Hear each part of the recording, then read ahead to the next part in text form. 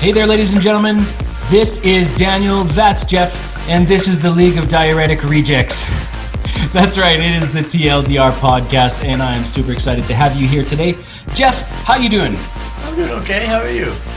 Hey, I'm doing not too bad. It's been a pretty crazy Thanksgiving weekend for us up here in Canada. I know in the States they celebrate a month from now, but in Canada we like to nip that in the bud because our Thanksgiving our harvest happens just that much earlier. So it stands to reason that our harvest festival happens that much earlier. I like it too because in October it's like in the thick of fall, and I really all the colors, and it's just a nice season.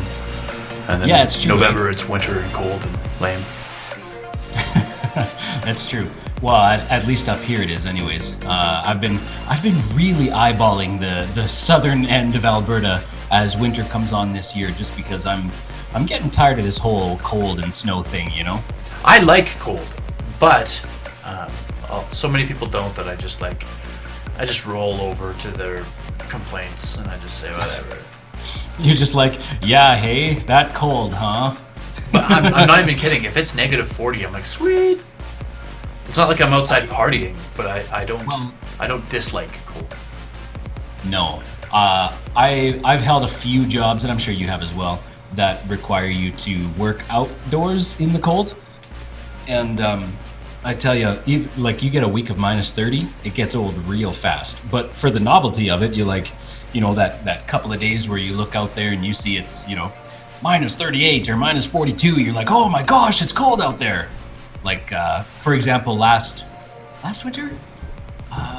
2 winters ago, we had some it was minus 48, I think, minus 48 on the stick.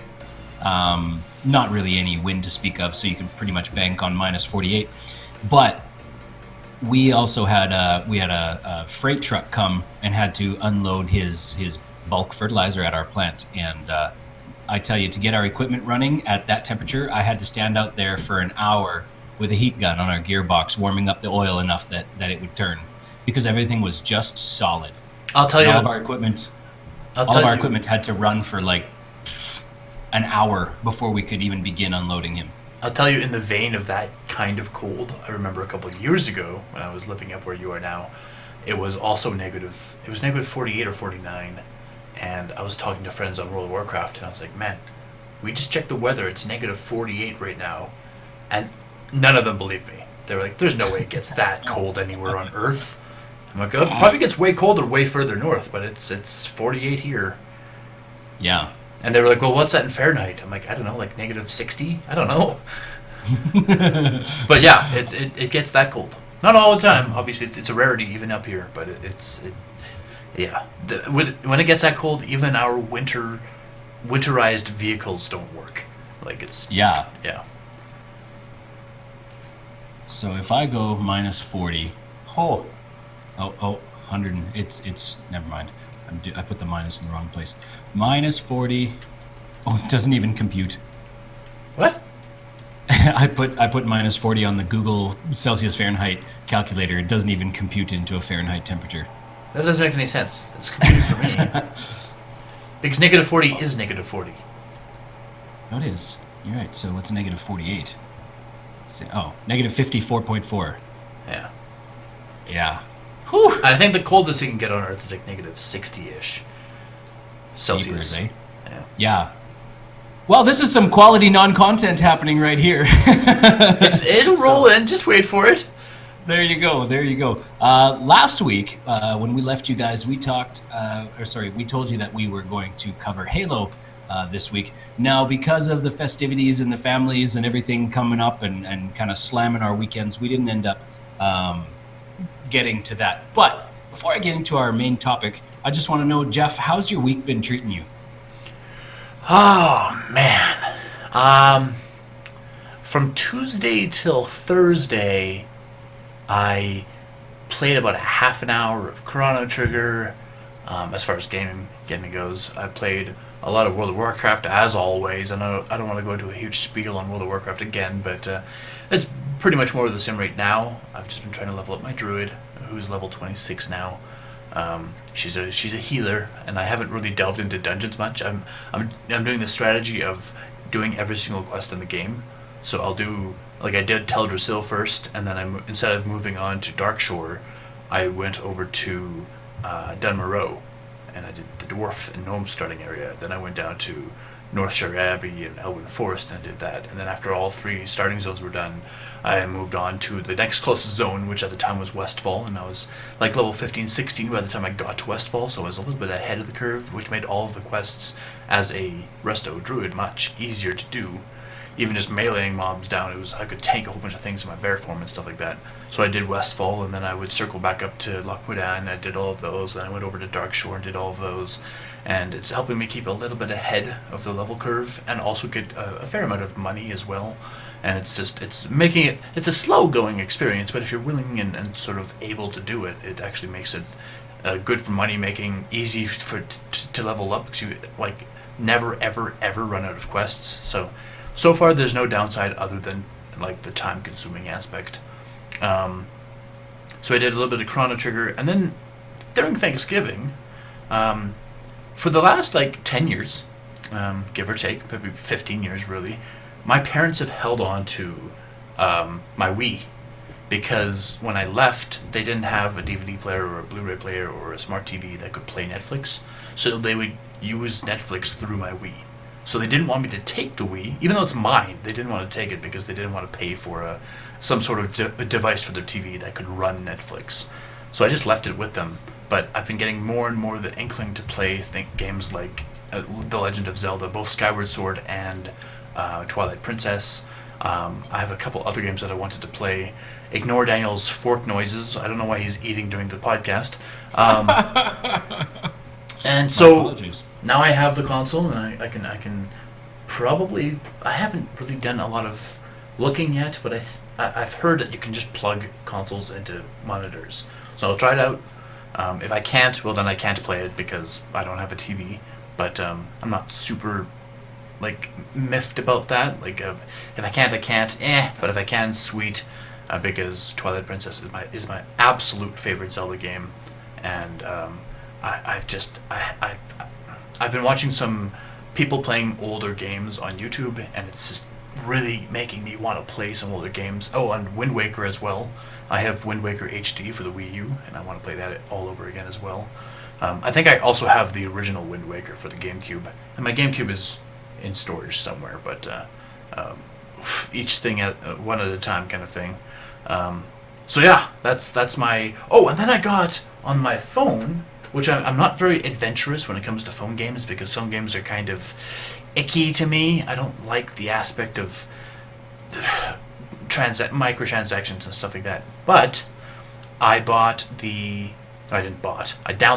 Castlevania, which is it's called like the Grimoire of Souls or something, and its advertisement on YouTube was like, it just showed every iteration of Castlevania through the ages, and I was like, oh man, I really like Castlevania. Because of course, I'm sure Daniel hasn't played this, but Castlevania Symphony of the Night is a glorious masterpiece. It is one of those games that, if you ever had the ability or the chance to play it, I would say 100% take that chance, because it's a phenomenal game, and it goes on forever. It's the kind of game that each time you think you're at the end, you're not quite at the end, and I like games like that. It sort of keeps you guessing. But so I got Castlevania for my phone, and I've never played an action game on a phone, so it has like the real-time controls and attacks and jumps and stuff like that. So the controls were definitely something to get used to. Like you had a swipe up. If you swiped up from the wing button, it would make your character jump. But if you swiped up anywhere else on the screen, it made your character like throw a bomb, for instance. And it was really hard for me to like get into the groove of hitting the wing before swiping up, and then because I don't have the muscle memory for that yet, so I had to keep looking at the wing. But there's a lot of monsters and stuff on the screen, so you have to like look around for that. You can change characters between Alucard and Simon and all these different like really popular like well-known Castlevania characters from throughout all the games. Simon of course is part of the Belmont family, and there's a whole bunch of different Belmont characters. I'm not sure if they're all available to play, but Simon is like a super strong guy. He has a whip. He has that stereotypical whip, but he has a few other family members throughout the ages who also like feature in the Castlevania games. And then of course Alucard is Dracula's son, so I don't really know his lore, but I thought he was a villain. So when I opened the game and he was the main character to play, I was like, oh, all right, I'm misunderstanding something. But no, it's the kind of game where you only have a certain amount of energy each day, and it does sort of encourage you to purchase gems and stuff like that, to buy gear for your characters and stuff. But it's not necessarily a heavily competitive game. So I have, even though there's a multiplayer that's a multiplayer co-op. So I don't have any, like, even if I did want to use money to buy gems in the game, there's no actual drive to do it, because everything I'm doing is either for myself or cooperatively. So it's great. I haven't had any problems with it. And then I was trying to show my parents, because for Thanksgiving I just went home to my family, and I was trying to show my parents and my sister some of the Nintendo games you can get on your phone, because of course there's Mario Go or Mario Run, I think it's called, and then there's Mario Run. And then there's a Mario Kart game that you can get, and then there's a Dr. Mario like Tetris-like game that you can get, just like the actual Dr. Mario games for the Nintendo consoles. And that was my sister had the Dr. Mario game, which sort of shocked me. I was like, oh, cool. But then I downloaded Mario Kart, and the controls for that were so wacky. Like, I have no idea how people play that game. And is it bad? I feel like I have a pretty strong sense of intuition when it comes to picking out the controls of games. But the Mario Kart game, you can either have simple controls or complex controls. The simple controls, you move your thumb across the screen to like side to side to make your character turn on the track. The complex ones makes them automatically do that drifting thing when they hit corners, so they no longer turn like casually. They, every time you try to turn, it's immediately the drifting. So it's hard to hold your thumb in the middle of the screen and not turn, because if you let go of the screen altogether, your character stops trying to gas it, right? So it's a weird. So I tried the complex turning right away, because I know the drifting is the more ideal and controlled way of turning. You can give yourself boosts and stuff if you pull off a successful drift, etc. And it was way too difficult. So I moved on to just the simple controls, and even the simple controls, if you turn long enough, they'll go into a drift. But even just on small turns without drifting required, it was really difficult for me to like keep myself in the middle of the track. When you put it on 50cc and there's like very low difficulty with the AI that are racing you, it was near impossible for me to stay in the middle of the track. Like, I was constantly going out of bounds. And I probably put about 2 hours into that game, and it was just, I was like, I can't believe I put 2 hours into this game. So I uninstalled that. I downloaded the Mario Run, which I've never tried before, and that one's actually I really enjoy it. It's like every level has like the first iteration of difficulty is purple coins. You have to find these purple coins. There's 5 purple coins in the level. Mario just runs, and as you tap the screen, it makes him jump. And you basically have to use physics to figure out where he's going to jump to. If you hold down on the screen, it makes him jump longer, or rather higher. And if you press jump while he's on like an enemy, like a Goomba or something like that, it kills the Goomba and gives you a coin, that kind of thing. And so as you go through the level, you collect coins to rebuild, I think it's rebuild Peach's castle. But then there's these 5 purple coins you can collect. And the 5 purple coins, I don't know what they do for you when you collect all 5, but it basically means once you collect all 5 purple coins, you unlock the next level of colored coin for that level. So you can replay the level, and these new colored coins are somewhere else in the level. So you have to like remap out how Mario's gonna like do the level. You have to do it a couple times to figure out where all the coins are. Some of them are hidden in blocks and stuff, so sometimes they're hard to find. And then once you find all of them, there's a 3rd iteration that's way harder to find, and also like retrieve all 5 coins. But once you've done that, you've completely finished the level. You move on to the next level, And like I said, I don't really know what the colored coins do yet because I've only been playing the game for about an hour. But then the coins you use to rebuild Peach's castle and build all these different buildings and stuff. And I don't know what the buildings do yet. I've only put about an hour into the game, so I haven't explored it that much. But it's got the makings of being a very addictive game, for me at least. And it's a platformer too, by the looks of it, correct? It is. He just auto runs from left to right. And like I said, the only control you really do is jumping. You can make him do that sort of twirly jump that he does in the newer games, where if he's like in midair, you press jump again and he does a little twirl to like hover for half a second before falling straight down. But you can do that same thing where you know how in like Mario 64 you can make him jump 3 times and each jump is a successfully higher jump. You can do stuff like that as well to sort of propel yourself into like heights that were previously thought unreachable to get some of those special colored coins.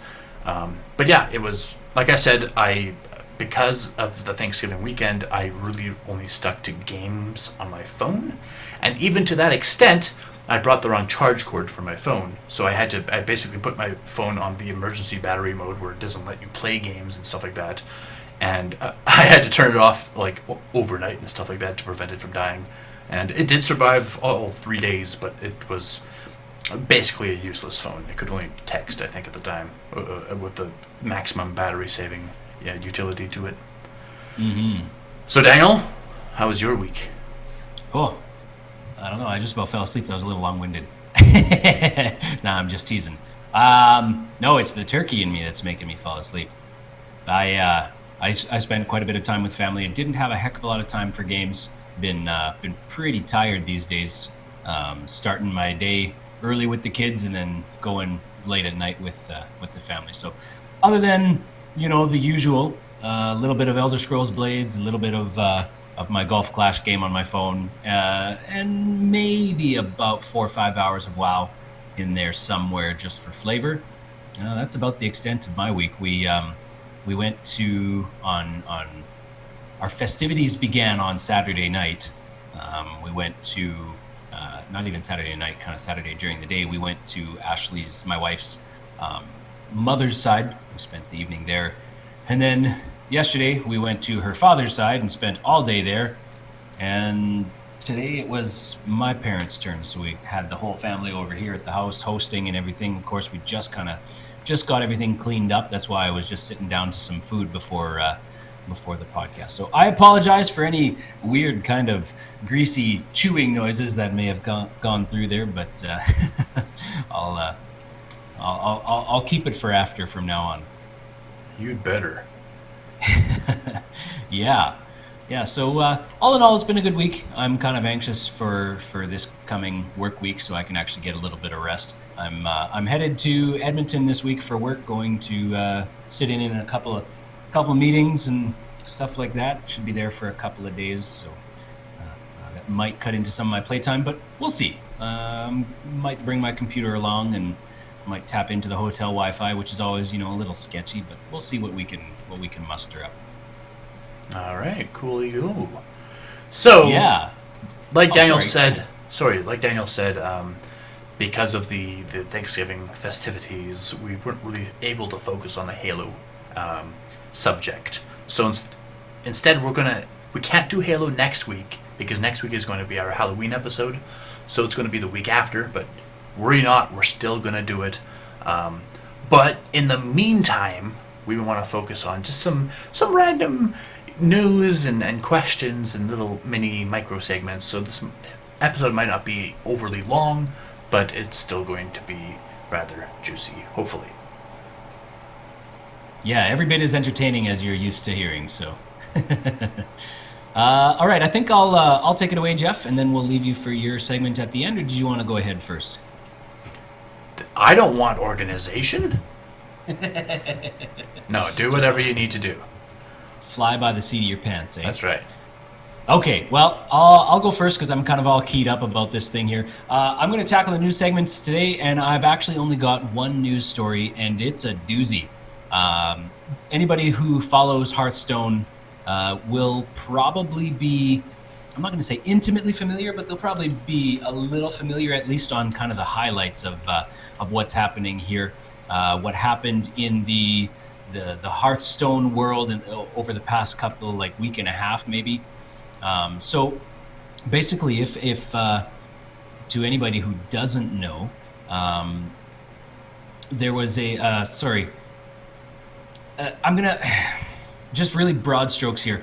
There was a player during the Grandmaster tournament, Asia Grandmaster tournament, which is kind of a big deal headed right into BlizzCon because they always do the World Championships at BlizzCon, and kind of your qualifier for World Championships kind of hinges on the Grandmaster tournaments. So during the Grandmaster tournament, one of the Chinese players, a player named Blitzchung is the name that he goes by, his handle. But what's his real name, Daniel?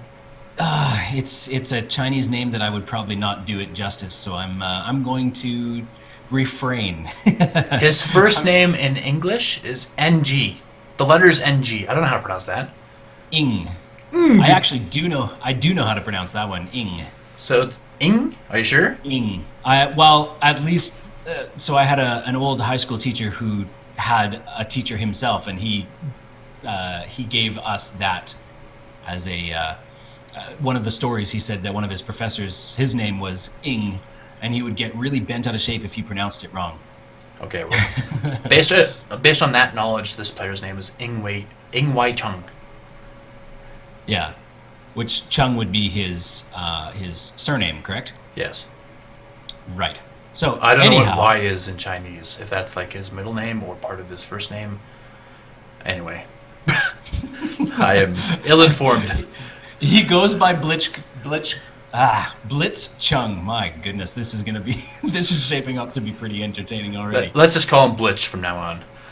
That's almost insulting. He kind of shouted something political on stream while he was on camera. Sorry, not during the event, but during an interview after his win, and Blizzard retaliated, and yeah, so that's kind of real broad strokes. We'll get into it in just a little bit, but first I'm gonna give you just the facts before I kind of delve into any of like my opinions, and I'll be asking you, Jeff, for your opinions, and we'll see where this goes. So fact number one, as written by IGN's Matt Kim, he writes, Hong Kong is currently in the midst of a public protest that began earlier this year when Hong Kong announced plans to enact laws that would allow China to extradite citizens from Hong Kong for judiciary reasons. Hong Kong citizens protested the laws, and while the city government has backed down from plans to enact them, the movement has grown as calls for liberation intensify. So the geopolitical sphere in Hong Kong is a little dicey right now. So that's kind of important to note before we go any further. If you hadn't heard, Hong Kong and the grand government in China are kind of at odds right now. They're fighting one another, and there's been imprisonments, and China, being a communist country, has been pretty heavy-handed on enacting their justice on the mostly younger generation. I believe most of the protesters are our age or younger, Jeff. Yeah. So we're talking 30s, 25s, kind of college age students. So yeah, they're maybe a little young to understand the implications, or maybe they fully understand the implications of what they're protesting, and that's why they're protesting it. So in the Hearthstone Grandmasters Asia tournament, this is fact number two. On October 6th, after winning a match in the tournament, Blitzchung, or Blitch, was goaded by the casters Virtual and Mr. Yi into commenting on the protestation. So what Blitzchung replied to these shoutcasters was loosely translated into "Liberate Hong Kong, the revolution of our times." Now, the reason why this kind of stuck in Blizzard's craw here is because it violates the terms and conditions laid out for all players to read and agree to before the tournament. And I'll read a portion of those terms and conditions right here just for kind of proof here. It says, engaging in any act that, in Blizzard's sole discretion, brings you into public disrepute, offends a portion or group of the public, or otherwise damages Blizzard's image will result in removal from Grandmasters and reduction of the player's prize total to $0, in addition to other remedies which may be provided for under the handbook and Blizzard's website terms. So it's pretty explicitly laid out right there that any kind of indecent behavior by the players or the casters, anything that can harm Blizzard's reputation or the reputation of the event, is pretty punishable. I mean, they've got it there in black and white, and it's up to, they say at the beginning, in Blizzard's sole discretion. So no other parties are allowed to weigh in on this. This is just Blizzard's discretion. So the next fact, after the interview, Chung told InVen Global, I'm not sure who that is, but I didn't really have time to look them up. He told them, "My call on stream was just another form of participation in the protest that I wish to grab more attention. It could cause me a lot of trouble, even my personal safety in real life, but I think it's my duty to say something about the issue." Now, quick and that's aside true. Here, That could very well happen to him. yes, that he would be in danger in real life, absolutely. Quick aside here, if I'm gonna kind of lay a little bit of a personal opinion here, liberate Hong Kong, the revolution of our time, I don't know that he is fulfilling a duty to say something about the issue. I think as a public figure, he is not required, but it's almost expected of him to say something. To say something, sure. I don't know how famous he is in the grand scheme of Hearthstone's Chinese players, if he's like one of the most popular or not, but it bears some sort of attention. Well, one thing's for sure, he's definitely going to be a lot more popular after this. Oh yeah. So Blizzard's response, this is the next fact here, Blizzard's response was to issue a 1-year ban from competitive play and to reduce Chung's $10,000 US cash prize to 0.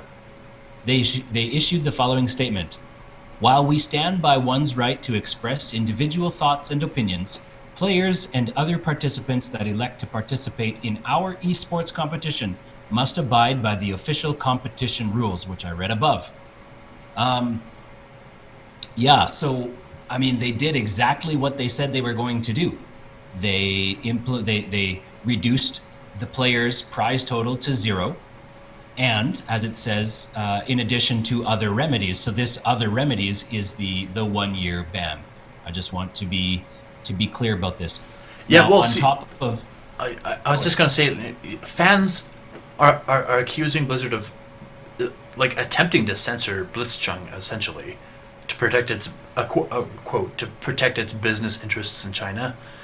But Blizzard also said that the punishment was a direct consequence of drawing attention away from the video game tournament, which is a BS reason in my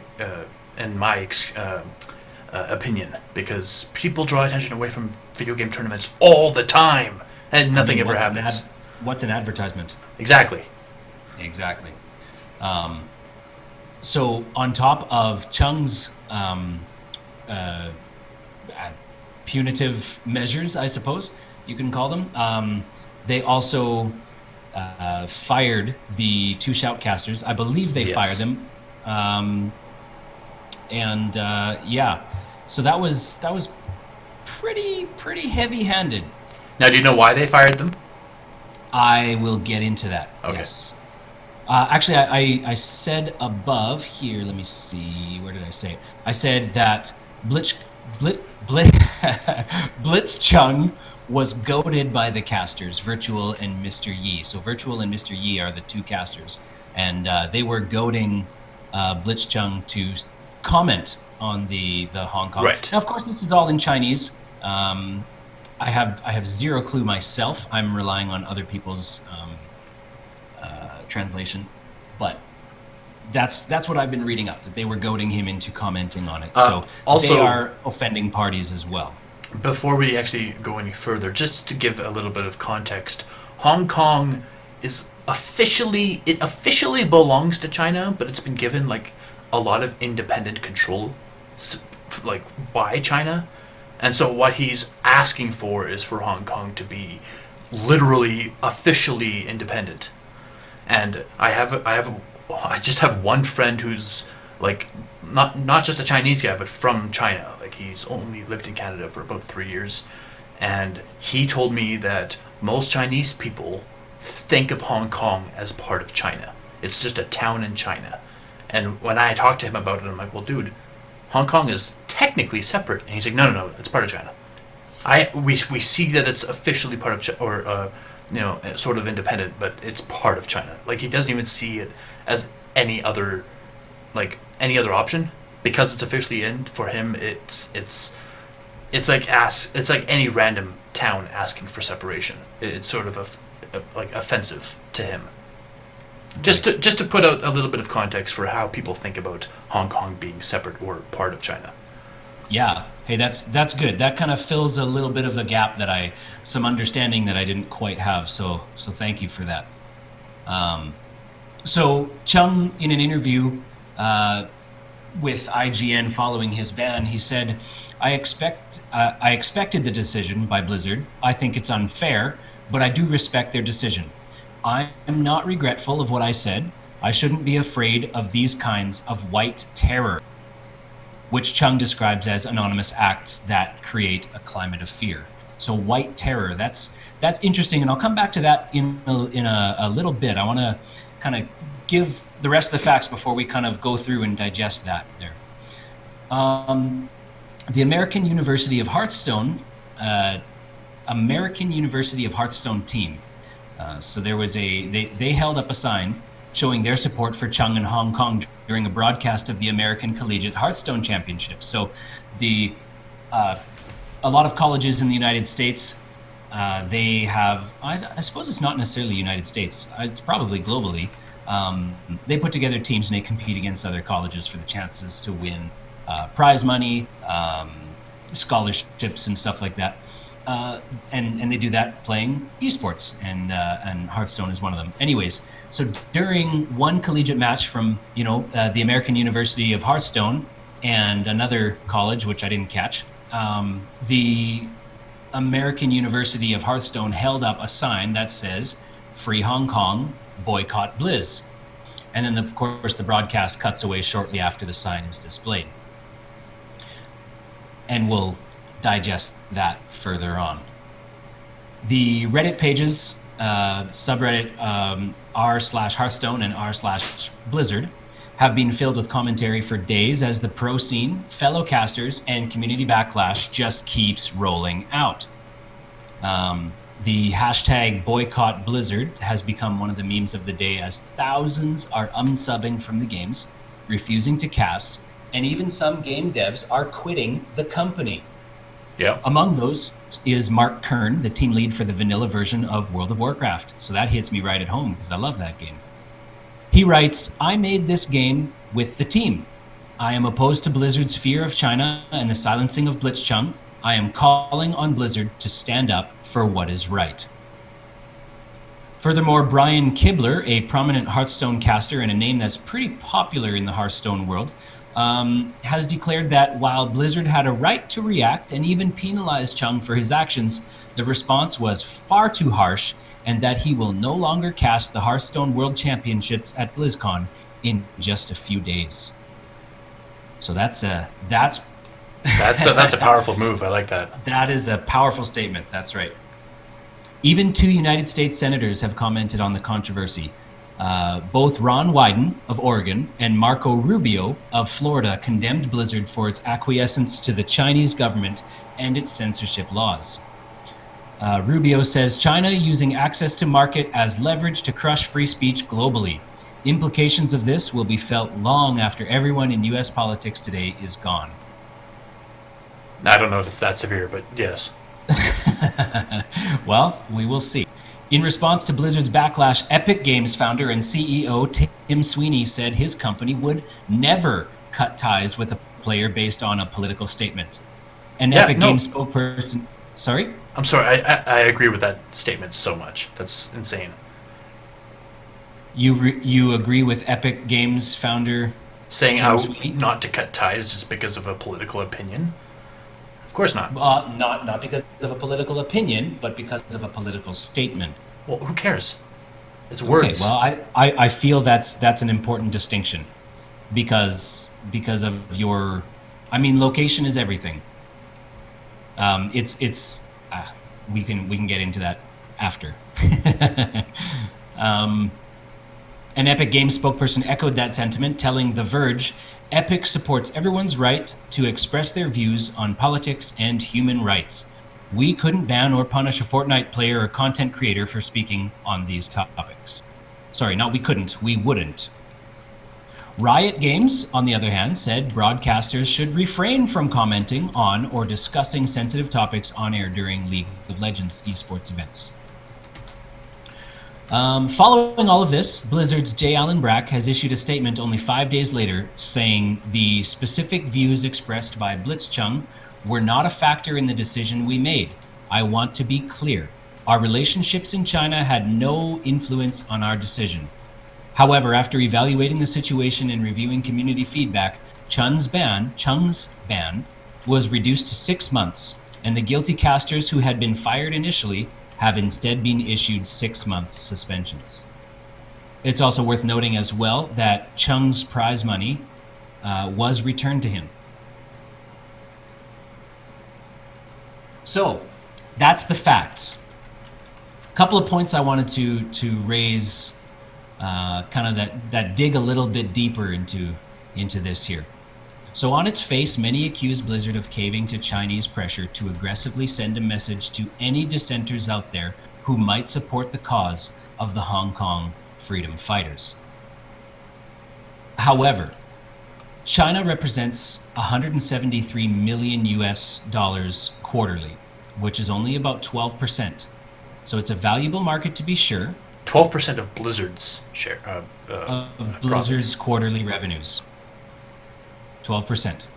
So it's a valuable market to be sure, but is this enough of a market to force Blizzard to cave to foreign pressures? It's a big question mark, one that I don't feel qualified to answer, but it's an interesting question. I think it's more along the lines of, if it was an American player making some sort of controversial statement and they got banned, I mean, obviously there would also be a huge uproar about it. But I think, and I'm not defending Blizzard, I'm just trying to say objectively, I think Blizzard was trying to defer to Blizzard China's opinion of what they should do with this Chinese player in China. I'm not saying that's how it happened. I'm saying that it's not necessarily selling out or anything like that. It could potentially be they were just trying to defer to the Chinese dealing with their own kind, essentially. Yeah, that's very possible. I mean, like I said, it's written in black and white, and the Chinese tend to be a little bit more heavy-handed when it comes to punitive measures. So Yeah. You could be absolutely right. They could have just left it in the Chinese Blizzard headquarters to enforce as they see fit. But having said that, they backpedaled and reduced the ban, which would make sense if it made it further up the line, and all of a sudden Brack is looking at all the bad press saying, "Oh, we got to do something about this." right. And of course, since he's now the president, he if my conjecture was true, he would suddenly say, "Oh, wait a second, sorry, we're taking power away from you, and we're going to reduce the sentence," which is both. That's a kind of a double down on himself, basically, saying, "I don't trust your judgment," and that's because the fans had recoiled so horribly. Like I'm playing for the PR rather than for the professional sake or whatever. Mm-hmm. Yeah. However, I still kind of have a bad taste in my mouth with anything that Mr. Brack says, due to the whole Heroes of the Storm debacle at this time last year, and how they grossly mishandled the heroes. The heroes, whatever that esports scene, how they shut that down so abruptly without any warning, and then tried to PR their way out of it. I didn't really appreciate that, and I still have a hard time trusting Mr. Brack. So, it's kind of a. It's also it's also the fact that, like, I mean, of course, these other companies are going to step forward and say, "I would never distance myself from the player to give themselves good PR." They're seeing that these other people are backlashing horribly, and now they're after the fact are saying, "Oh, boo Blizzard," even though in their situation they might do the exact same thing that Blizzard did. But also, having said that, this really gives the impression of monetary greed for Blizzard. That they're instead of backing their own player for not his own opinion, but because he has like either selflessly or accidentally, even on purpose, promoted their games, they've turned their back on the player and banned him because they want to retain good relation with China. So that's a money thing more than it is a we make games for our fans thing. It's sort of a two-faced kind of thing to do, turning your back on the player for the money kind of thing. While I agree with you, China does maintain the not only the right but also the ability to well, I wouldn't say right, but they have the ability to censor everything that their public consumes. And, Hearthstone could just be flat out banned as a retaliatory measure if Blizzard did not. Well, I'm not saying that they are bowing to Chinese pressures. I'm not claiming that they are or are not. But if that is what was happening behind the scenes, they could go from, if they want exposure for their fans, if they want people to play their games, I mean, they would have to kind of swallow that, wouldn't they? Yeah, and I think it has to be said that Blitzchung didn't just make that statement. He also put on a gas mask, which correct is kind of provocative. So it's gas mask and goggles, yes. It's like he was aware that he was going to be asked that question. Like, why would he have a gas mask on hand? That's so weird to me. I think he was fully aware of his intent to make it a political, not springboard. That's not the right. A political platform is the right term, because as he mentioned above, that he let me see if I can find the quote here. It's strange in that sense. Like, if he intentionally went to the event to intentionally make this statement, then I would say, yeah, he deserves some sort of ban. Because you shouldn't be going to a gaming event to, do some sort of political statement. Mm-hmm. However, my personal belief is that he saw an opportunity. He believes strongly in this, obviously. He saw an opportunity after his win to have a soapbox on which to stand and reach a large audience. Right. And he took it. Yeah. He took his opportunity. So we'll kind of leave that where it is. The next thing I wanted to talk about, the casters. They knew what they were doing. They knew exactly what they were doing, that it was against the rules. And even in the video of this kind of altercation happening, it can be seen that they are hiding behind their desks while the player shouts his comments, his defiance at the Chinese government. So, I mean, they and even before he began his comment, before Blitzchung actually began speaking, the casters were lowering their heads and hiding behind their computers and underneath their desks. So they knew full well what they were doing. I don't know why they would hide. I don't know what that would accomplish, but yeah, they knew that they were being inflammatory, and they were trying to, I don't know, get up votes or views or likes or whatever. So I will say that apparently, I'm just looking at this right now, so if I'm wrong, I apologize. But of the two casters, one of them was named Virtual, the other one Mr. Yi, and Virtual said in a interview later on that the director only told him that he was going to have an interview. He didn't talk about how he's wearing a mask, so when the interview started, he wasn't sure what the situation was. So he thought that Chung could just say whatever he wanted to say. He literally had no idea what was going to happen. Yeah, and that might be a big reason why they themselves had their firing revoked and just simple suspensions issued instead. Because I was going to get into it a little bit later, but they didn't actually end up getting fired in the first place. They just got a 6-month suspension implemented as well, Which is still insane to me. which is still pretty heavy-handed still. Yeah. 6 months is a huge period of time, especially in the lifespan of games in general that don't, like, they're not like sports that last hundreds of years. Like 6 months is a pretty severe thing, in my opinion. Yeah. With how fickle the internet is, I mean, you're an old name if you haven't been heard 6 months, like in the past 6 months. Yeah. I mean, I had a popular streamer that I liked to follow at one point, and he got in trouble, and he ended up kind of lying low for 1 month. And 1 month was forever for me, one of his fans, to not see a video of his. And after 1 month, he did a little bit of kind of soul searching and finding himself or whatever, probably just PR nonsense. But by the time he got back to streaming, I was like, oh, there's a video from this guy. I'm not that interested. Right. In 1 month's time. And I was a pretty avid fan. I would watch just about every single one of his videos.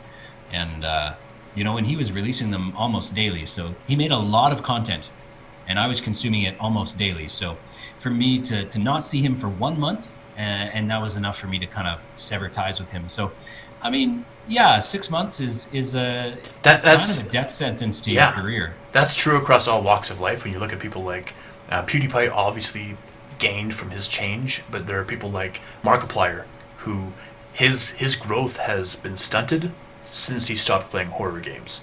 He still gets growth, obviously, but when he played horror games all the time, people just loved tuning in all the time.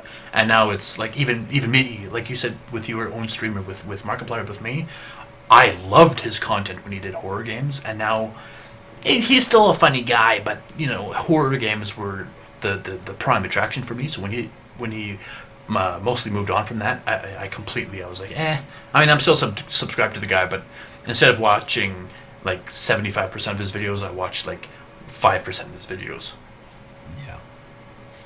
Yeah. So heading back to the American college students there that we talked about earlier. So they were seen on stream at multiple. They were seen on stream at that one televised game there, holding up a sign supporting Hong Kong's protestations. However, they were not dealt with in any capacity that we are aware of. So, what questions does this raise? Is it because Blizzard is an American, like, is it a race thing? Is it because Blizzard's an American company and they didn't retaliate against Americans, and Blitzchung is Chinese and they did retaliate against him? Is it like you mentioned earlier, where it could be just the Chinese branch of Blizzard that was left to deal with Chung, and they didn't have any authority over the American students? Like, what's the deal here? I think it is a very political thing, because obviously, like, there are things like Huawei if for those of you who are the least bit interested, let's not get super political, but we have a federal election coming up here in Canada. In fact, I think the advance elections are already a thing, but they actually closed today as we record this. Oh, do they? Okay. Yeah, the advance polls. Yeah. The Conservative leader is promising that he'll ban Huawei phones, for example. Huawei phones are Chinese, and for some reason a lot of people all over the place think that they're bugged to listen in, and China is going to listen on everything. I'm not super paranoid to think that. It's possible, sure. I don't think it. But I think because of these weird tensions between North America and China, there could be something like that people just say no to China, no to China, no to China. Like I said, I don't think that's necessarily the case. But because of things like Huawei it's just a phone company and it's being banned, it's it's a strange thing, but it could be related. Yeah, there is a really deep political issue there that I'm not going to get into, but I'm a little bit more familiar with the situation. I think because it hits me right at home. We talk about it at work all the time because China is systematically singling Canada out, putting pressure on Canadian economy and stuff like that. So, yeah, we won't get really deep into that, but it's interesting because this kind of all applies in the political sphere on top of just this, this esports thing. This is Daniel's topic, not mine. Yeah. So, excuse me. I told you I was going to get back to the white terror term used by Chung, and here it is. So, white terror, to me, this indicates that Chung believes that the fault is to be laid at the feet of Blizzard, and that it is their decision and not China's decision to apply pressure to Blizzard to respond this way. So, it seems, at least from his point of view, that it's not the Chinese government that's pressuring Blizzard, but rather that Blizzard is implementing these punitive measures strictly because they have the right to. Right? It was outlined in their in their rules, and they're choosing to exercise them in this capacity. So. He also defines white terror as anonymous acts that create a climate of fear. So then the question that raises is, what does he think that Blizzard is capable of? Does he think that Blizzard is capable of creating a climate of fear in China? Oh, see, I didn't have a Blizzard takeaway from that. I thought it was just like a broad strokes kind of statement. Could be. It could be. But China is certainly not what we would consider quote unquote white, and Blizzard is certainly not the party he's protesting with his comment. So it's kind of unclear to me where Chung where he stands with the whole Blizzard retaliation. I think it's kind of difficult to dissect his words, not only because they were translated from Chinese, but also because I didn't watch the video where he says these things, so I'm missing tonal context and also actual meaning, because there is meaning lost when things are translated. Yeah, it's true. Again, I'm not trying to give him any. I'm not trying to dismiss anything or make anything more grave. I'm a devil's advocate. I fight against everything, so just sure, absolutely, and we do need to see both sides of the coin. So I'm not really on one side or the other myself, and it's good to see, because I only see partially too, right? We all only see partially, so it's good to have both sides of the coin. Brian Kibler's comment about Blizzard's reaction being incredibly harsh. Blizzard only responded in the way that they outlined in the rules. And neglecting for them to do so implies that the rules are mere suggestions to be followed or ignored at the player's discretion. What do you think? He didn't expand from that. So he stepped away from doing the BlizzCon hosting or casting, and that was his statement. That was a very matter of fact statement, like not an opinion thing. That they're incredibly harsh. That was his statement. That he was stepping away, and he felt that it was too harsh. Oh, I thought you went on to say that. Or that he went on to say that it's incredibly harsh, but that was their punishment according to their own rues.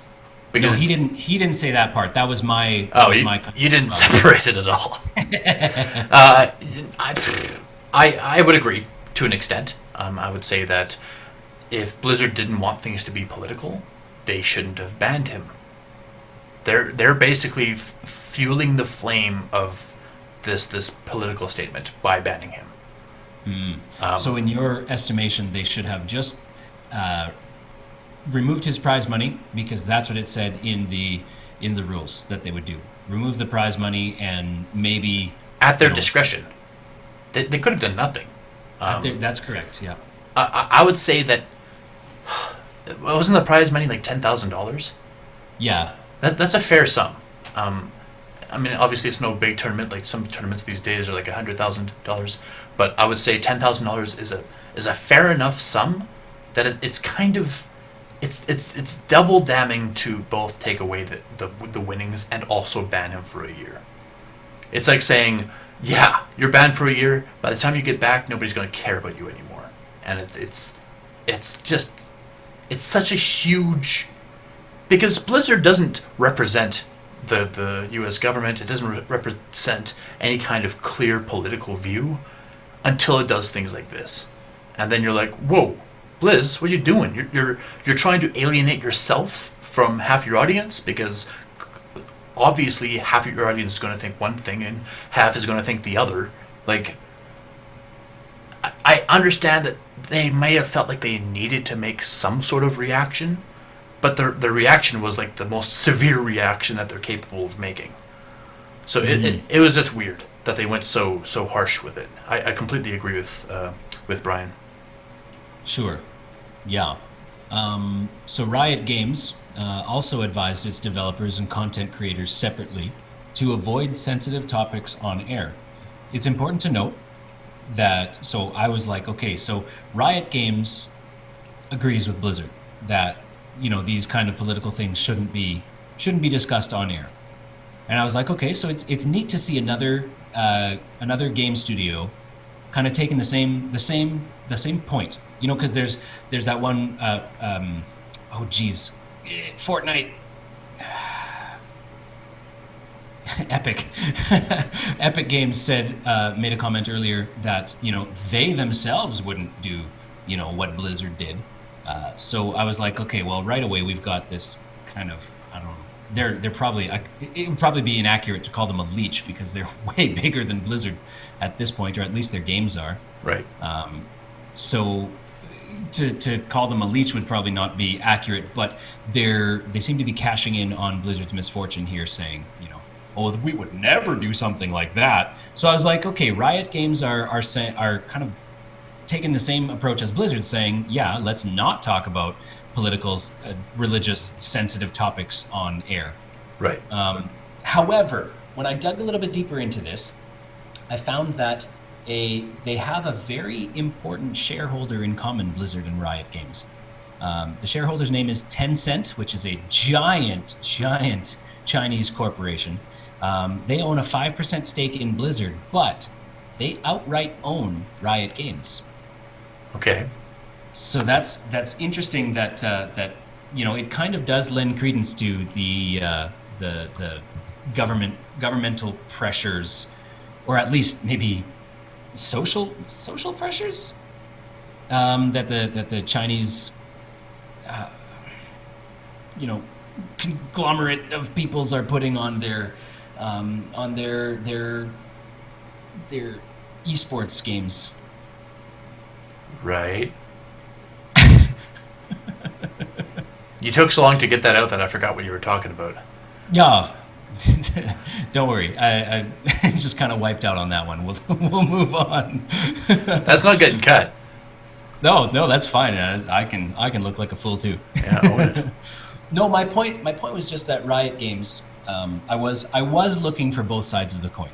I was looking for the one game developers that would agree with Blizzard and the one that would not. However, when I found the one that would agree with Blizzard, I then further down the article found that they also have a similar investor shareholder in Tencent, and I was like, well, then it kind of smells fishy all of a sudden. Right. Yeah. So, but then after kind of going a little bit further down that rabbit hole, I found that the game Elder Scrolls Legends, which kind of exists in the same biosphere as Hearthstone, they're the Elder Scrolls card game. They advised their staff in the wake of all this to avoid discussing the ongoing situation in Hong Kong, presumably to avoid getting caught up in this kind of whirlwind. So Elder Scrolls, I don't believe there's any Tencent affiliation with Elder Scrolls, so that's interesting. I feel like, you know, everybody's kind of saying, you know, this is a bad situation. Blizzard got caught up in something pretty sticky, and maybe let's just avoid this going forward. Despite the fact that Epic Games is like, we would never. Right. Yeah. I would agree with that. I mean, obviously, anytime anything controversial happens, everyone else seems to sort of veer away from it, just in case, kind of thing. Mm-hmm. Absolutely. And I also think it's kind of, it's especially if you have any kind of stake in China, it's also kind of risky to put in your opinion whether you're opposing or allying with Blizzard's opinion. I think it's kind of risky either way. So this kind of raises the social question: Is controversy is controversy the lifeblood on which the internet feeds today? Like, is because it seems to me like every single comment, every single thread, every single whatever political piece is so incredibly polarizing. There is no middle ground, right? People feel extremely strongly one way or the other. And I'm curious if this is just the internet culture we've got to live with today. Is this what we have going forward? Is this kind of extremism?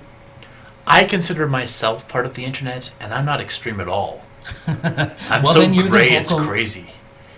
And even if it's you know what, and it's probably true. It's probably the majority of us are, kind of somewhere in the middle. But the middling people Are aren't the commenting. silent people, yeah. Exactly. They're the ones that keep to themselves. Um, You might have 10,000 views and only 12 comments on a video, right? yeah. And so the thing is, I, I think, how to put this into words? I think those of us who are the silent people who just are just going with the flow, I think those of us in that category kind of get our entertainment from seeing the extremists freak out. Whether it be good entertainment or bad entertainment, we're getting entertained by it. Like the whole, like especially in the political frontier of people protesting and destroying things. It's horrible, horrible, horrible things, and you're like, ugh. But it keeps you distracted from your own life, and it's just like I said, it is by definition a form of entertainment, even though it's not necessarily fun to digest. Right. I think it's the same on the happy side of things. You watch a funny Markiplier video and you're like, yeah, but that's just good entertainment versus the bad entertainment kind of thing, right? I would say yes. I think the internet is very driven by controversy, especially in the last, I would argue, 10 years, but it might be closer to 15 years. But it feels like 15 years ago was around the time we graduated or were in high school at least. And the internet, I remember back then thinking to myself, man, the internet's come a long way since I was a kid. But now that I think of myself in high school, I'm like, man, the internet's come a long way since I was in high school. And when I was in high school, the internet wasn't Stone Age. It was already high speed and stuff like that. And, there was a lot of things happening. That's when YouTube first came into being and stuff like that. And it was, at the time, because there were no giants like Facebook or YouTube, when Facebook and YouTube came along, it was like this revolutionary, awesome thing to experience both for Facebook and YouTube. Anybody could be on YouTube. Anybody could be on Facebook. You could find friends all over the place on Facebook. You had total freedom to find anyone. On YouTube, anyone could be on YouTube. Anyone could make a career out of it. But careers were kind of weird back then because we didn't have partnerships and stuff like that. And it was just like this really cool, brand new, fresh experience. But you fast forward 15 years to now, and YouTube is still here as a giant. It doesn't have any real competition. Facebook is still here as a giant. Doesn't have any real like pound for pound competition. I mean, it has things like Twitter, but Twitter's a different social media than Facebook is. So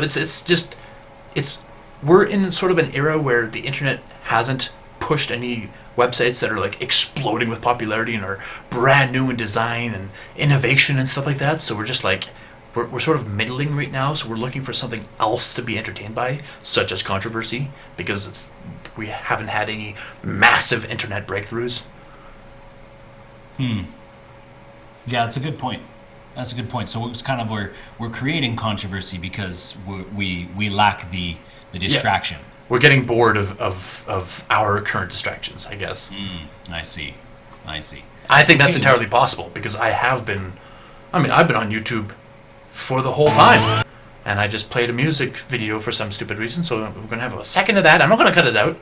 I'm going to see if people can guess the song that played for that 1 second, and we'll see what happens there. But yeah, no, I've been on YouTube for 15 years, and I would say that I'm still sufficiently entertained by YouTube. I haven't even certainly. I haven't even translated over to Twitch. A lot of the YouTubers are going to Twitch, even people who have been watching for 10 years, and I'm still like, I prefer YouTube because I can, when they upload a video, that you get the whole video. You don't have to, because the biggest drawback of live streaming is you can't jump ahead. You have to wait for it to go, obviously. And that's what I really like about YouTube, is you can just go wherever the heck you want at any point in the video. And it's just really nice for that. And I don't know, it seems to be punishing gamers a lot recently. I know I'm sort of diverting the topic, but what I'm saying is, even though it's not new anymore, even though YouTube is kind of destroying itself, that's a topic for another time, but even though it's sort of destroying itself, I'm still enjoying it as a platform. So it is weird to me that while some people are glomming onto controversy, I don't care. I miss a lot of controversial things because I literally, I don't search it out, so I completely miss it. Yeah.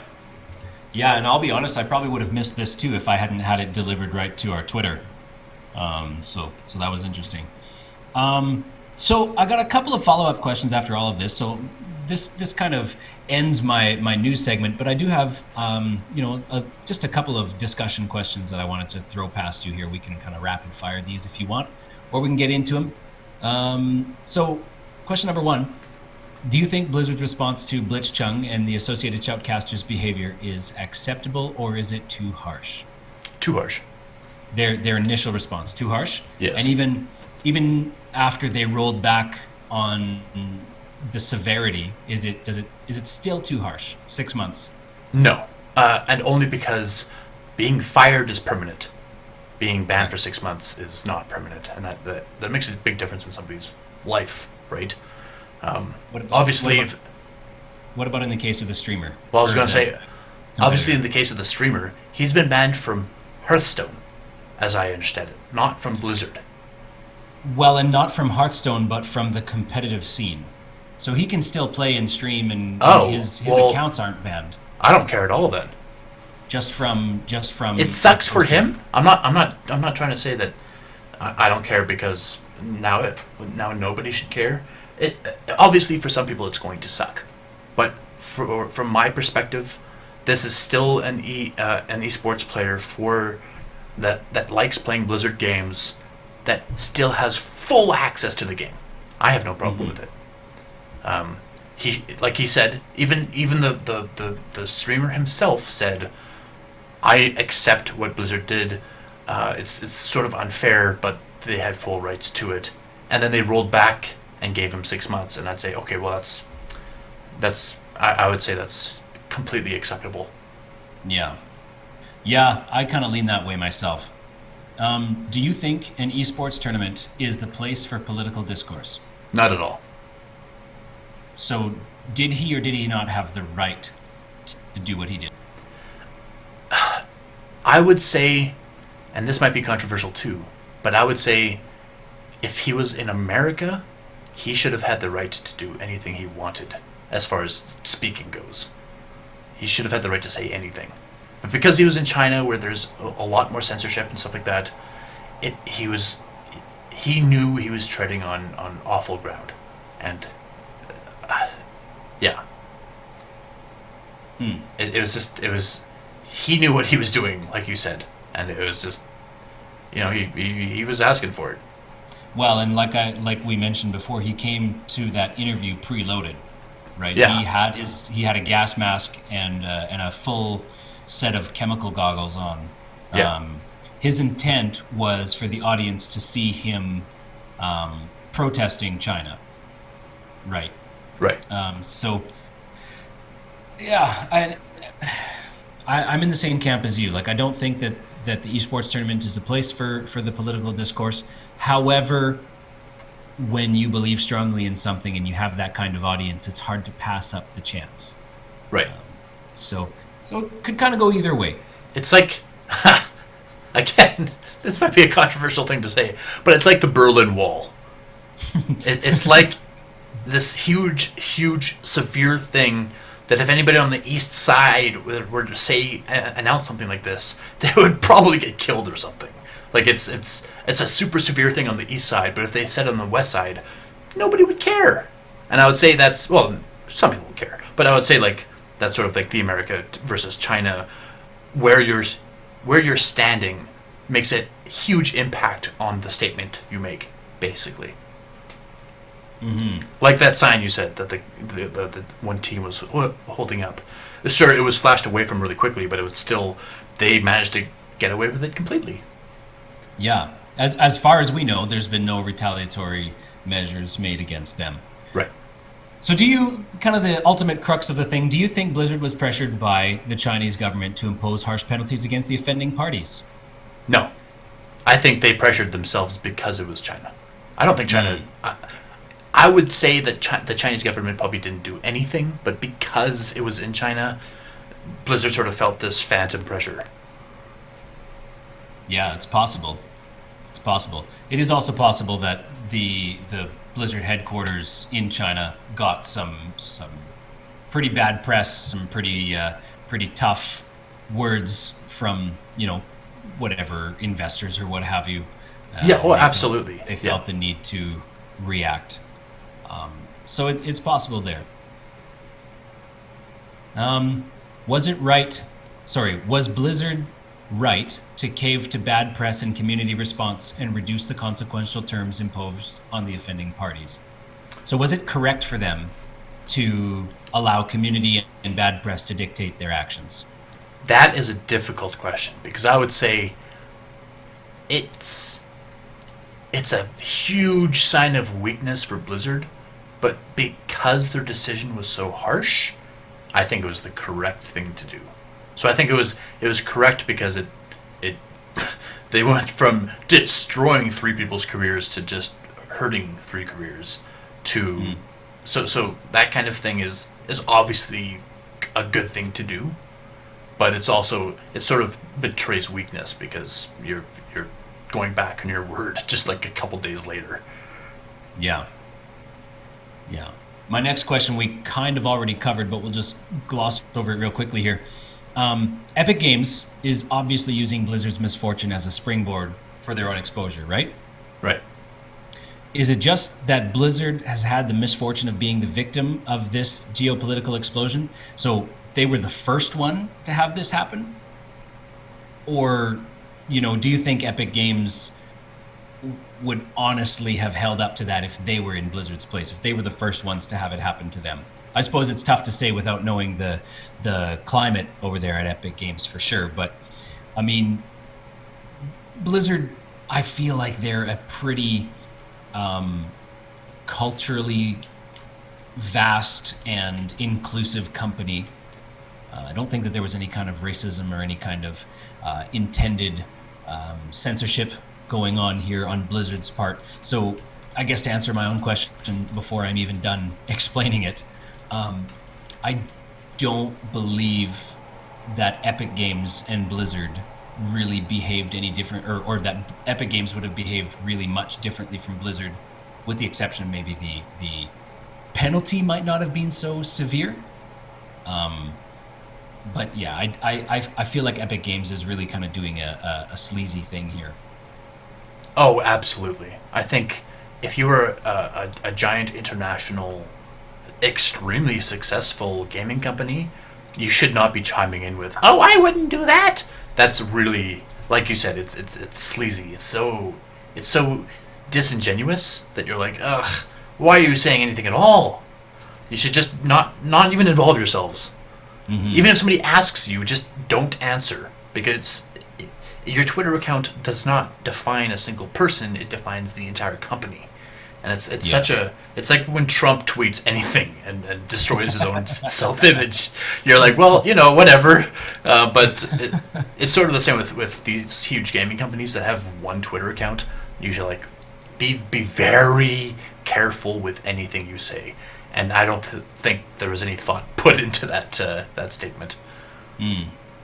Yeah, I agreed. It probably didn't make it through their their PR filters, eh? Right. All right. So the final thing I wanted to raise was with the Blizz hate being so trendy in the internet today. What kind of impact do you think the hashtag boycott Blizz? So this, sorry, a little bit of context. Right on that sign that the American students held up to the camera, it said hashtag boycott Blizz. Okay. Which is now, of course, a hashtag that many people are using in their tweets, in their videos, in all kinds of things to garner attention. So, what kind of impact do you think that the hashtag boycott Blizz is going to have on the company at large? Sorry, can you say the question again? What kind of impact is this whole hashtag boycott Blizz movement going to have on the company at large? It's hard to say because it's at this point only really a virtual controversy. It hasn't really taken a lot of shape in the physical world. It's hard. It's something that I think we should certainly touch on after BlizzCon, because apparently there's going to be a huge rally at BlizzCon protesting this. But I would say at this moment, if I were to predict the future, I would say it's not going to affect much. I haven't even looked at Blizzard stocks. I'm not sure that kind of thing would even be affected by this, and I'm sure maybe a little bit. But it's gone down just a tad bit. But it's crazy to me because if you think about, and I think this is a far more powerful thing, or far more extreme thing, I don't know what you would call it, a far more big thing, is like when Trump was elected. There were protests down every city street of every city, of every state, basically. And what happened from it? Well, people got sick of protesting and went home. Yeah. Like, it never really climbed to anything, and I'm not saying it was a pointless thing to do. I'm saying that the people gave up. And what I'm saying with this Blizzard thing is, I think they're going to ride the wave while the wave is a wave, but then eventually that wave is going to peter out to just ripples and nobody's going to care anymore. And I'm not saying that won't affect change. I'm just saying it, especially in like today's climate, people like to just ride the wave. It's It's not necessarily that they believe really strongly that this guy should have the right to an opinion. It's that, oh, well, there's this, my friend is protesting this, so I'm just going to go with him. Why not? And then it becomes this huge crowd. Well, and it's trendy to be hyperbolic on the internet as well. So, everybody's jumping on that bandwagon. Yeah. I think that depending on what we see from BlizzCon, we're going to have a modified effect on this. If we have a lackluster BlizzCon like we did last year, I think this hashtag boycott Blizz could actually become a thing. I think that their stocks would fall significantly, probably similarly to what we saw, at BlizzCon last year. What did they lose? 20 points? Something like that? Yeah. 20 or 30. I would expect to see something similar again, and it might even persist for some months. And all of this is lost revenue, right? With streamers leaving, with game developers leaving, not game developers, but like programmers and big names in Blizzard that are leaving the company. It has the potential to really hurt the company themselves. So I guess we'll see if BlizzCon posts a incredible lineup and we get Diablo 4 and we get the successor to Overwatch, whatever that is, Overwatch 2 or Overwatch Talon or whatever. We might, all of this might just get swept under the rug and nobody's going to think of it come January. So, and I will say, it's possible. Having checked the actual stock numbers, it happened on the 5th. The stock didn't change between the 4th and the 7th. It plummeted down about $1.50 on the 9th, and then now it's climbed right back to normal. So So at least as far as investors go, nothing's really changed. They haven't really cared that much. Um, yeah, it's mostly the same.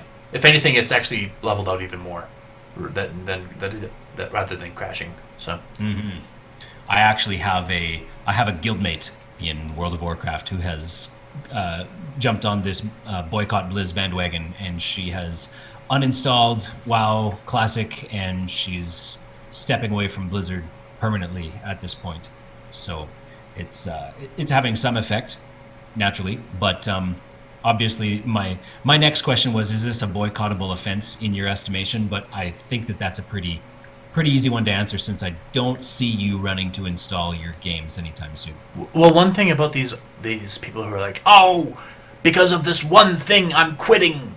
They either are totally, what's that word, flaky, and they don't actually mean it. They're going to come back eventually, or they do this kind of thing all the time. They overreact to everything.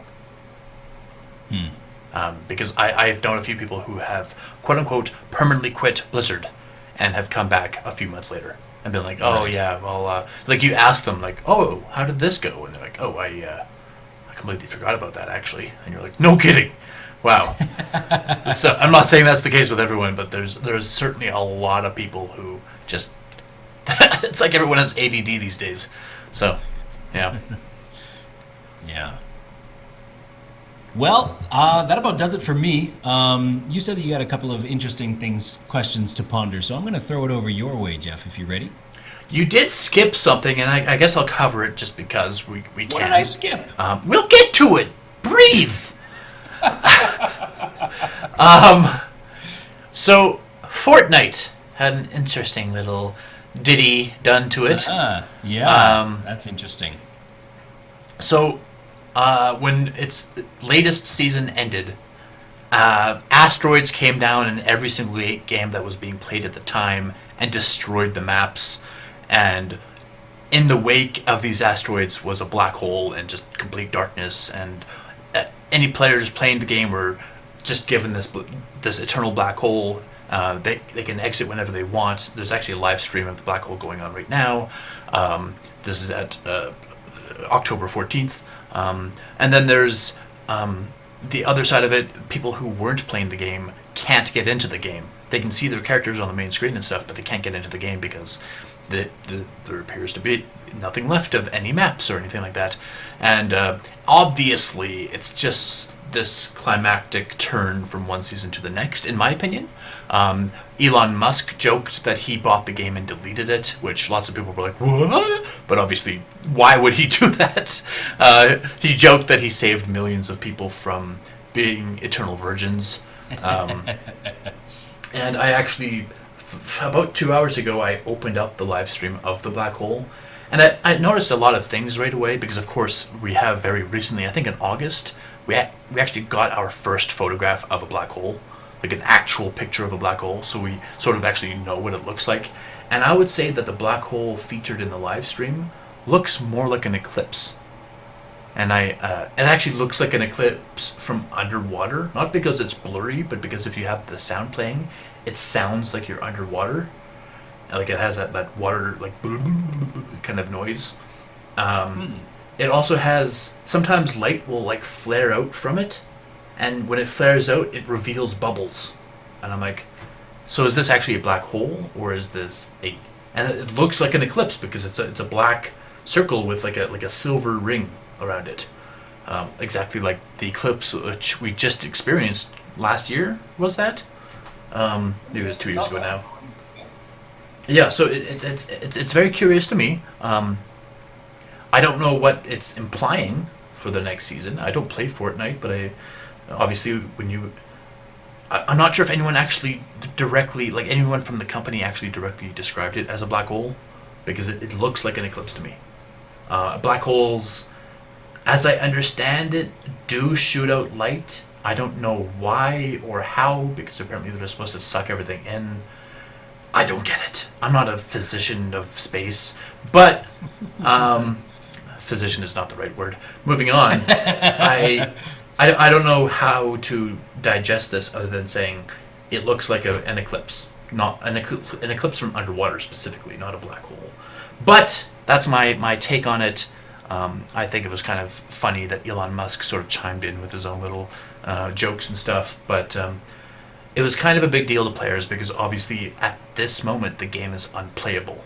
And usually in a game, I don't know how Fortnite has handled its previous season ends and beginnings, but in a game as big as Fortnite, like you'd think they'd want the in between seasons to be as short as humanly possible, and this has been going on for a day or two now. Yeah, it's a lot of patching if that's what they're doing.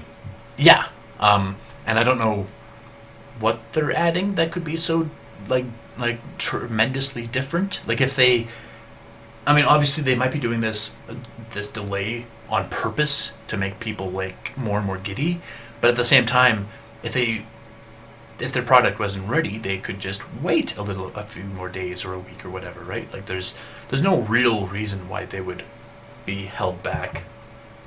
Yeah. And make players wait at the same time. Yeah, well, I mean, if your DLC isn't ready, you don't begin patching it yet. Right. So it's just a silly observation because I don't think like it's just there's nothing going on. It's a live stream. The chat is disabled for the live stream, and the live stream is hosted by Fortnite. It's been going since October 13th, and there's 9,000 people watching this very simple video. It's got a little bit of calming music to it, but you know, there's nothing really going on, and I don't know why it's going on, but it is definitely very curious. Moving on, though. I guess there's like numbers and stuff that are like coming out in different random places or something. I haven't actually seen it myself. I've just seen kind of people's takes on it, and they're trying to take these numbers and trying to plug them into some sort of formula and trying to find out exactly what it is that they're trying to that you know they might be hinting at. I haven't been watching it intently, but I've definitely noticed bubbles because I thought they were like marks on my monitor, so I went to wipe them away, and I was like, oh no, that's part of the video. That's weird. The bubbles could have been 0s or 9s or 8s or something, but they didn't look like it. They were too dark for me to actually tell what they were. That's why I thought it was underwater. But yeah, it's definitely very curious. But moving on, because this isn't really that interesting. It's just like a weird thing going on. I found out that Quake 2 got a remix. Not a remix, like it got an HD version attached to it. And this isn't a huge story about Quake 2. More along the lines, it's a story about ray-traced graphics, which is basically the graphics of the future. If you don't know what ray-traced graphics are, it's basically they input the mathematical formula for the physics of light into a game engine, and then they basically, each strand of light is given a single pixel at its head, and then they shoot the light in a direction, and as each pixel bounces off an object, it leaves a different colored pixel for what that object would look like after being hit by a single molecule strand of light, and then it bounces elsewhere and hits other places, and like it sort of recreates a very realistic version of what this 3D model would actually look like. So if you take a game like Quake 2, which they didn't remake, they just added basically like a fresh coat of ray-traced graphics onto the game. So when you see screenshots or video of Quake 2, you can tell it's still a video game, but it still looks really good. And but when you see ray traced graphics of other things, like if you just Google it, there's pictures of like wine glasses and like playing dice and stuff like that, all next to each other in some images and stuff like that, and they look as real as the real things, because that's what ray traced graphics can do. So this is basically the next step in graphics design, essentially, is adding ray traced graphics to everything. But the flip side of it is that these graphics require an insane quality graphics card. If you're playing a video game, it's going to require like the best of the best. Right now, it requires you to have at least a GeForce RTX 2060, which is like the top 5 graphics cards in NVIDIA's arsenal at the moment. And I think that costs around $1,600. Holy. Obviously, it's not their best. Their best is the RTX Titan, which is, I believe, $2,500 American. So, yeah, it's not the best, but it's still a very... And the graphics cards are always expensive, but it's a very, very hefty sort of graphics card to have for a game as simple as Quake 2. So going further into the future, as we look at ray trace graphics for current games, it's going to explode in demand for like the higher fidelity graphics cards. And I thought it was a really cool thing because up until now I had heard of ray trace graphics, but I didn't really understand what they were so I looked them up and I was like, oh, that's what they are. And yeah, seriously, like, just go to Google. Whenever anyone has a free chance, go to Google and just type in ray trace graphics. Look at images. You can see like human eyeballs with like there's one thing that's it's like a perfectly formed like metal ball, like a perfectly polished metal bar sitting on a skyscraper, and so the camera is looking at the metal ball and it's perfectly reflecting everything around it because it's obviously it's performing exactly how light would reflect off of things, and it looks like the ball itself doesn't look realistic because it's too shiny, it's too clean, but all the reflections off of it look super realistic. And it's just everything you look at, you're like, man, some of the images that you look at, you cannot tell if they're fake or not because that's how real they look. And even things like Minecraft, they apply the ray trace graphics to Minecraft. It doesn't look real, but it makes things look so high fidelity that you're like, holy, how can this be, kind of thing. And it looks really cool, and it's basically the wave of the future in regards to graphics, not just for games but also for films, television, everything. Like, it's going to be this mainstream thing, and apparently it's not insanely difficult to do. Apparently it's a huge computational cost, but it's not difficult. Oh man, imagine the implications here. I'm looking right now. I'm looking at just a standard domestic kitchen that has been done with it's a computer model. It's ray tracing over. It's made this just very very standard looking kitchen, but it looks so real. I swear that it's a picture. I swear that somebody took a photo of their kitchen. And it makes me wonder what kind of implications there might be for VR. Right? Well, exactly. We talked about virtual reality. Was it last week or a couple weeks ago? But jury's out. A couple weeks ago. And just how incredible it was going forward and stuff like that. The implications with this kind of thing. It would just like what scares me is that with this kind of fidelity, that the temptation to never leave would be there. Exactly. You know what I mean? You're in this thing, this virtual reality forever. And that's a little scary to me. And I know that they were probably saying these things about video games, 20 years ago. But honestly, this is very strange to me. Yeah, interesting. Just as they do it with everything in Skyrim, there's ray trace Skyrim as well, and it doesn't look realistic because Skyrim sort of has a very set design to it, but it still looks like a very current generation game with the ray tracing on.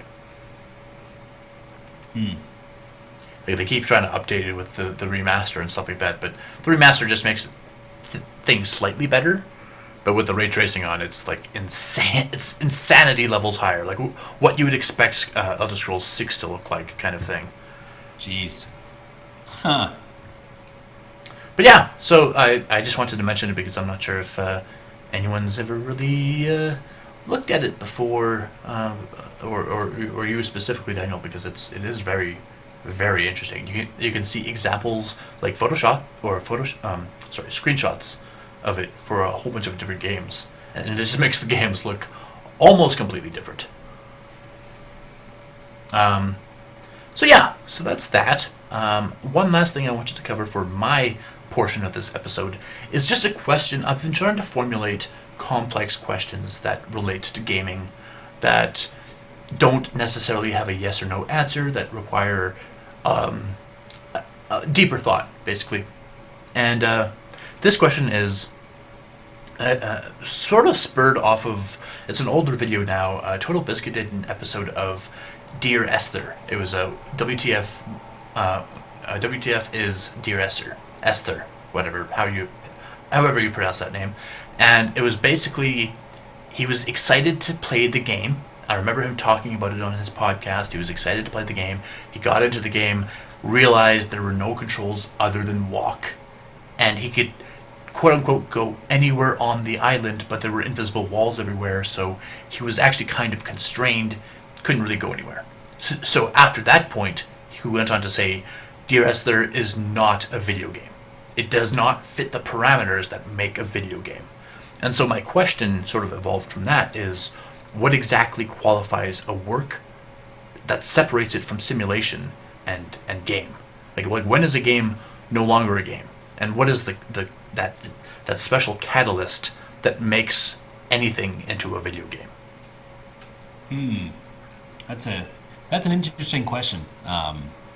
When you frame it in that context, it sounds to me, my knee-jerk reaction is to say objectives.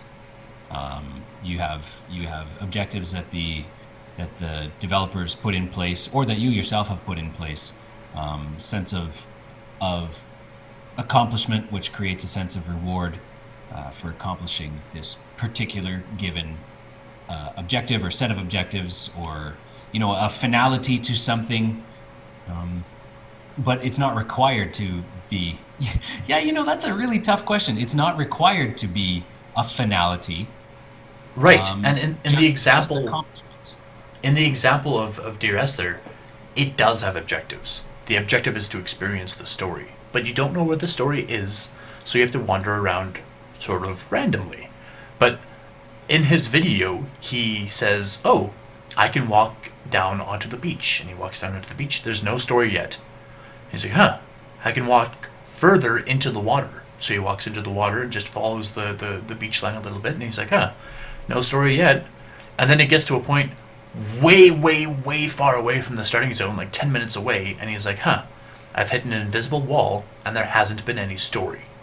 So he wanders around like half an hour longer, comes across his first bit of story, and then he's like, well, I did 20 minutes of inane, boring walking for this little bit of story that it's not worth it. The story, the narration I was given did not equal to the amount of boring walking I had to do to achieve it. So even though there was an objective, it wasn't rewarding. If anything, it was kind of punishing to him, because he was like, this is all I get? Well, isn't walking sim a genre of game? I think that's become a genre of game since that game came out. But I would say that walking sims aren't necessarily games. I would say they're more like they're interactive stories. It's like watching a TV show, but you have control of the character. Huh. Yeah, that's an interesting question. I would say that there definitely a story doesn't require story. I thought it would, but a game like the first iteration of Minecraft in its alpha state did not have a story. You were just set on a random world, and you were the designer of your own world. But there was no objective. There was no the end. It was just walk around. You could die and just come back to life. Like there was no real like severe consequences to failing at anything in the game, and yet nobody would ever argue that it wasn't a game. Sure. Well, and I mean, and go back to old school like Minesweeper, which doesn't have any story at all. It's still a game. It has preset objectives, but still, you have no idea why you're sweeping for mines. You go to the old school Space Cadet pinball. Remember that on the computer? Of course. Um, no story, no objectives beyond just setting a high score. It's and still definitely a game. Right. So, but in the case of pinball, that has a score system. It has some sort of self developing competition. So you'd say, well, maybe a game requires competition, because even people who play Minecraft, do they think to themselves, I'm going to make a better world than my friend does, even though we never see each other's world? Like, there's no way of seeing his world unless I like physically go to his house and look at it. Like, Right.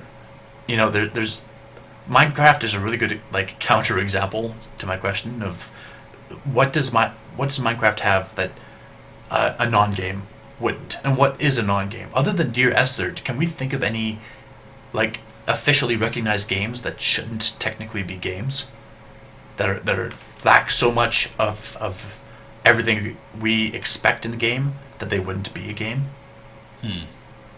I'm not super nuanced in games, so I couldn't tell you if there's any other Dear Esthers out there. Yeah.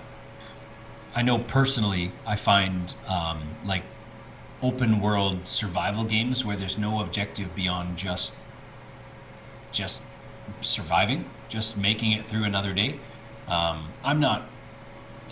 I would have the same exact experience as TB would have on that walking sim, where it's just like, yeah, there is zero interest for me in this, and I'm actually punished far more than I'm rewarded for it.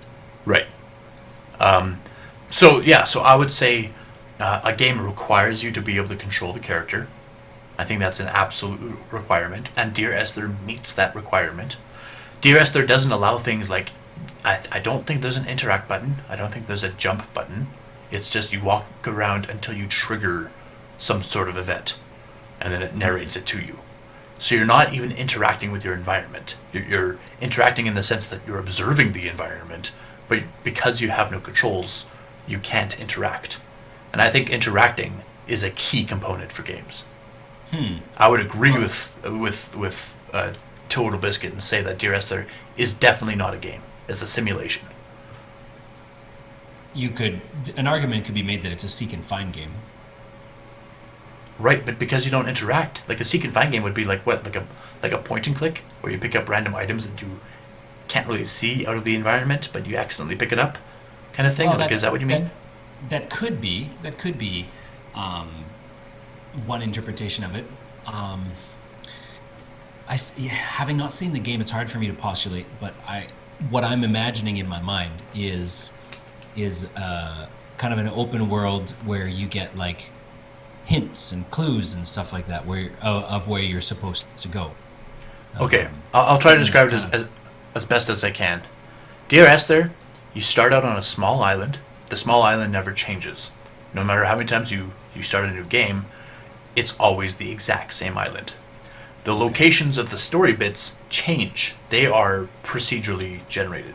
They're the same story bits, but they appear at different points in the island, depending on when you restart the game. If you restart the game, they'll change location. There's nothing to interact with. There's no indicators of where these stories are. So when you first start the game, you can go left down the beach, you can go up the hill, you can go into the little like brook area. There's a whole bunch of different places you go because it is open world. But there's some places where it looks like a sheer cliff and you can just walk up it for some reason, and other places where it's like a slight downhill slope and there's an invisible wall. So the game has weird restrictions in random places, but you can effectively go anywhere on the island. But like I said, there's no indicators as to where the story is, and once you pick up a couple narrative points, there's no thing saying, oh, go here next. It's just, you just keep walking. Wow. And at the end, you get a full story of some woman's narration of her experiences with something, or some guy, or something like that, and you're like, okay, well, I don't care. Like, the narrative isn't even strong. it seems like it's incomplete, doesn't it? It does, but it was advertised that way and released that way, but at least in the podcast that I listened to, Total Biscuit was certainly looking forward to a completely different and far more interactive game, I guess you could say. Who's the game developer for this one? Do you know? It's been a long time. That was years ago. I cannot remember. But I've always thought about this question because I like every game I own. I own some puzzle games. Like I own a game on my Nintendo DS, which is just Sudoku. Sudoku is a thing that can exist on paper. You can use your pen to play it, but it exists as a video game, and I would still say it's a video game because it entertains me. I can interact directly with it. I cannot win the game unless I interact with it. And that's one thing about Dear Esther. There is an end game to it. If you get all the narration bits, the story ends. But then if you look at a game like Journey, how does Journey? I'm not sure if you remember Journey. It was a really big thing when it first came out. Journey's a game for the PlayStation, and it's basically you're this red hooded character, not necessarily a human because I don't think you have appendages, but you're this red cloaked character, and you're just traveling across the desert. There's collectible items that, as you pick them up, they extend the scarf around your neck, and it allows you to jump further or something like that. There's very few things you can do. You can jump and you can run around, and I don't think there's anything else. But there's a great deal of atmosphere to it. Everywhere you go, there's like intense music, like not intense music, but like very, very immersive music, and the atmosphere is so like inviting that no matter where you go, you just want to look around. It's very beautiful, it's very colorful, it's very inviting. And then as you get through the game, you will occasionally run across because it's an online game, you will occasionally run across other players who look the same as you, but you're both randomly wandering around trying to find where to go, and there's no clear path as to where to go. And it's another one of those games that people call a masterpiece because it's so beautifully narrated and beautifully directed.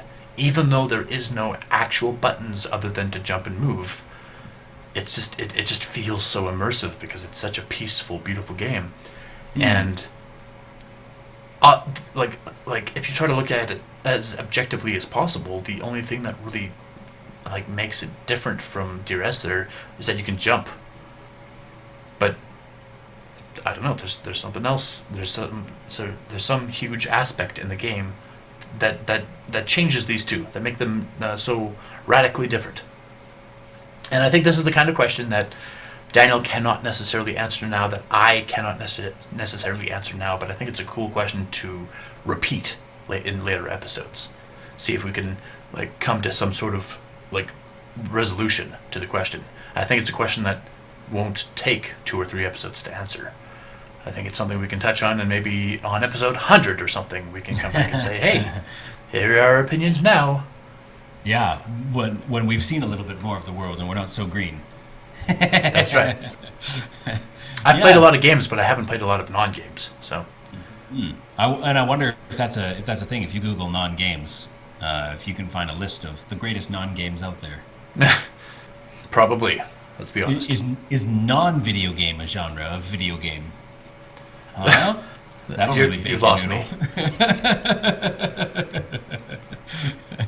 All right, ladies and gentlemen. Well, I think Jeff and I are going to get the heck out of here. That about does it for us. And this, what I thought was going to be a little bit of a shorter episode, turns out we're probably about an hour and a half in the books, hey?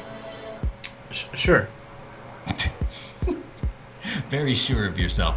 Excellent. Well, as always, if you want to reach us, you can email us at tldrpodcast@gmail.com, or you can tweet us at podcasttldr. That's podcast without the T, in case you needed reminding.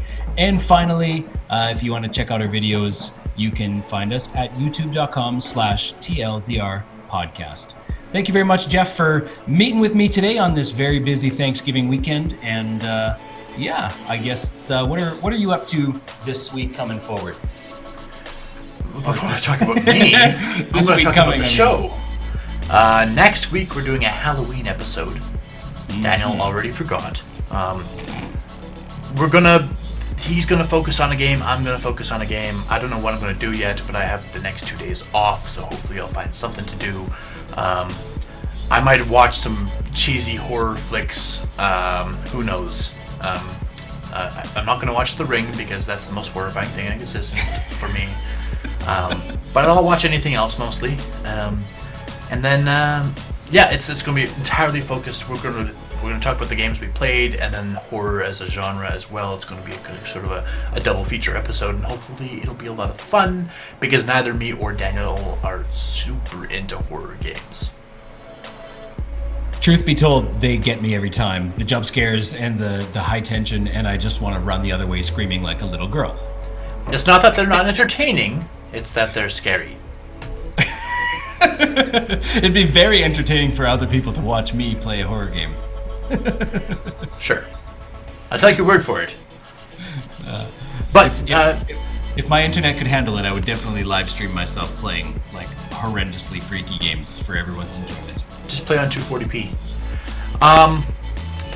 Coming up in the future, of this week at least, like I said, I'm going to be looking for a game to play. I might play the Pizzeria Simulator. Probably not, because I have played it before. I don't think it'll get me the second time. I didn't beat it. I did beat it the first time the boring way. Daniel will discover there's multiple endings to that game. I got the boring ending because I was too scared.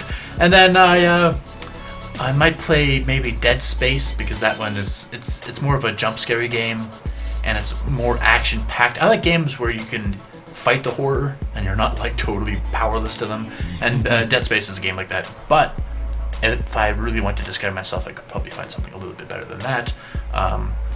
Horror movies, I'm always in the spirit of horror movies. I might find a movie to watch and then talk about it. I did watch Midsummer on Friday, and that massively disappointed me. Apparently it was well received, but it wasn't scary enough for me. It was just, it went from being very hippy-dippy, druggy to like a near pornographic movie to me, and I was like, well, I don't know what happened here. But I might find a better movie moving forward and see how that works out for me. How about you, Daniel? Oh man, I'm getting nervous. I'm supposed to play Freddy's Pizzeria Simulator this week coming up in preparation for our episode next week. And I tell you, for a guy that got like the nervous sweats when I was first introduced to the flood in Halo 1. That was a creepy introduction, though. Wasn't it though? Oh, I'm glad I'm not the super one who creepy. thinks that. Well, it certainly was, having those little popcorn shrimp things come running at you, and you're like, "What is this thing?" Yeah. I still, like, as we speak right now, I'm looking at my palms. They're getting all clammy and gross just remembering it. So it should be entertaining. I will report back on that. Also plan on spending a little bit more time on WoW Classic, and just generally living life. Now, briefly on the topic of Freddy Fazbear's games, have you ever watched Markiplier play any of them? No, I don't think that I have. Okay, don't watch them. Don't watch it? I was just going to say, do you advise it? I would say play the game first because it is a really unique experience, and then after that, because it is fun to watch Markiplier play those games, even though they're kind of scary. For me, when you watch somebody else play a game, it's far less scary, so it'll be more amusing to watch Markiplier freak out, I think. Oh, for sure. Looking forward to it. So that about does it for us today. Daniel has to go very soon here, so we're just going to wrap it up real quick. Thank you very much for watching, and I will see you next time. We'll see you later.